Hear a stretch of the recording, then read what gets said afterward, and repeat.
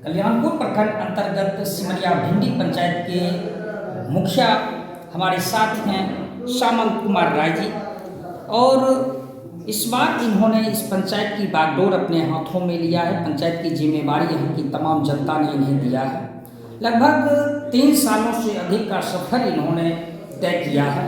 हम जानते हैं विकास कार्य को लेकर क्या कुछ कहते हैं युवा मुखिया सामंत कुमार राय जी। आपके आने के बाद अगर हम सिमरिया भिंडी की बात करें तो कितना बदला, कितना चेंजेस पूर्व और वर्तमान में देख रहे हैं जी?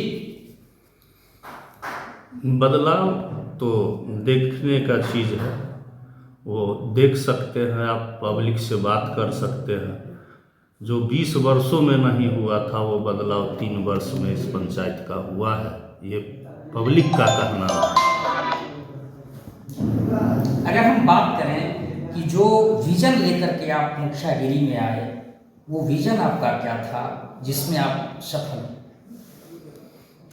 देखिए, हमारे पंचायत बहुत पिछड़ा हुआ पंचायत था और जब हम पंचायत में घूमने के लिए निकलते थे तो हमको बहुत दुख होता था गरीब गुरबा को देखकर। तो जब हम चुनाव जीत के आए तो सबसे पहला मुद्दा हमारा था गरीब गुरबा को पेंशन, बहुत ही लाचार व्यक्ति सबको नहीं मिल रहा था।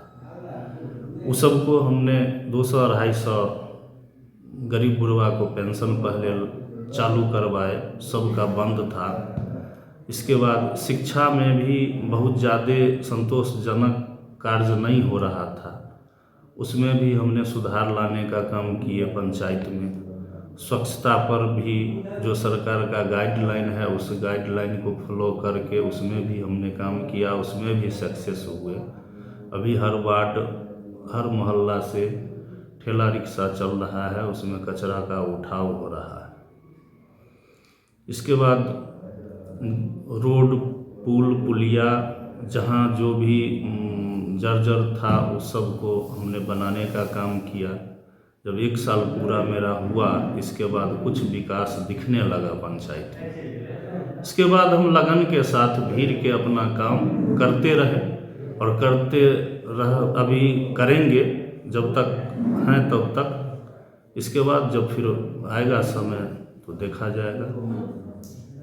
सावंत जी, हम एक खास सवाल और हम आपसे रखेंगे कि कुछ साथी आपके हैं जो 2 बार 3 बार या फर्स्ट बार में जैसे आप, उनका कहना है कि मुखियागिरी आसान नहीं रहा करना।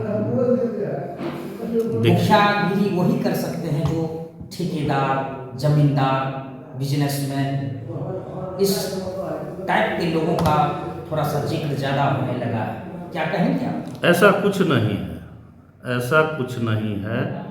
कोई भी लोग अगर लगन से करना चाहेंगे तो कर सकते हैं, इसमें कोई पूंजी का भी ज़रूरत नहीं है, कोई ठेकेदार का ज़रूरत नहीं है। यहाँ जो सरकार का फंडिंग है उसको धरातल पर उतार के विकास करना है। इसमें कहीं से कुछ कोई कहता है जो हमको पूंजी चाहिए मुखिया बनने के लिए, ये सब बात नहीं है। जब हम चुनाव लड़े थे हमको 1 रुपया खर्चा नहीं। एक सवाल और रखेंगे मुखिया जी आपसे कि कुछ लोगों का कहना है कि जो पंचायत का भौगोलिक स्ट्रक्चर है, जो बनावट है, उस ढंग से योजनाएं नहीं बन पाती है जिससे भी डेवलपमेंट इफेक्टिव होता है। आप क्या मानते हैं? देखिए,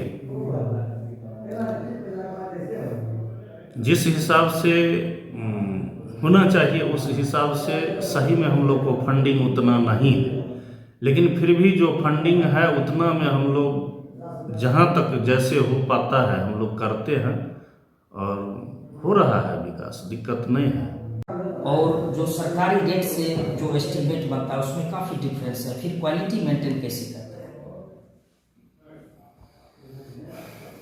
कोई खास डिफरेंस नहीं है, क्योंकि हम लोग होलसेल से लेते हैं तो जो रेट है सरकार का वो रेट तो मिल जाता है हम लोग को, उसमें कहीं से कोनो नुकसान का बात नहीं होता है।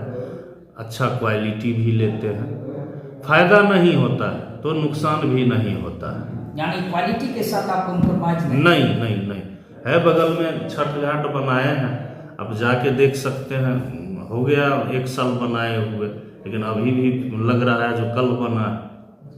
मनरेगा को लेकर के लोग काफी सवाल खड़ा कर रहे हैं कि मनरेगा सबकी बस की बात नहीं है, आप क्या मानते हैं? देखिए, मनरेगा में सब कुछ ठीक ठाक था, इधर आके कुछ व्यवस्था गड़बड़ाया है, वो कैपिंग वाला जो आ गया है, इसके वजह से कुछ काम थोड़ा डिले हो गया है। लेकिन जो मनरेगा से काम होना चाहिए, मनरेगा से मजदूर को खटाने वाला काम होना चाहिए। जो काम हम लोग धरातल पर करते हैं, मजदूर से करवाते हैं, तो मजदूर को जो मजदूरी होना चाहिए वो मजदूरी भी मिलता है, काम भी हो रहा है, मजदूर भी खट रहा है, मजदूर भी संतोषजनक काम कर रहा है, उसमें कहीं से कोई दिक्कत नहीं। कुछ लोग का कहना है कि जो टेक्निकल प्रोसेस है, कुछ तकनीकी प्रोसेस होने के बाद भी विकास इफेक्टेड हुआ है, आप क्या मानते हैं?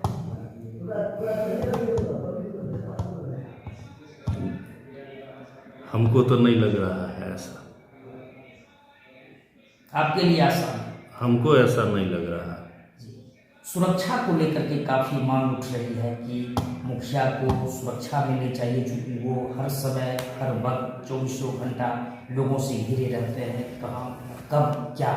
नहीं, उसमें तो हम लोग भी आग्रह कर रहे हैं सरकार से, जो हम लोग को सुरक्षा व्यवस्था होनी चाहिए।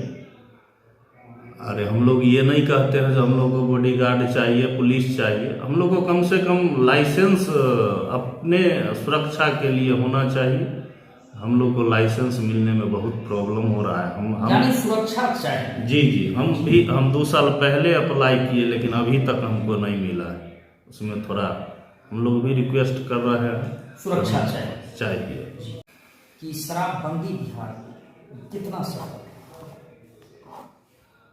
देखिए, शराबबंदी सरकार के तरफ से 100% सक्सेस है, लेकिन कहीं अब गांव घर में कुछ कुछ थोड़ा बहुत हो रहा है, उस पर भी अंकुश लग रहा है, ऐसी बात नहीं है। हम लोग भी थोड़ा सजग रहना। जो हमको सरकार के ओर से फंडिंग मिलता है उसको 100% धरातल पर उतारने का हमने काम किया है और विकास किया है, और जनता से भी हमको सहयोग मिलते रहा है और मिलते रहेगा।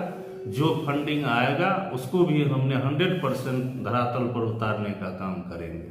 बहुत बहुत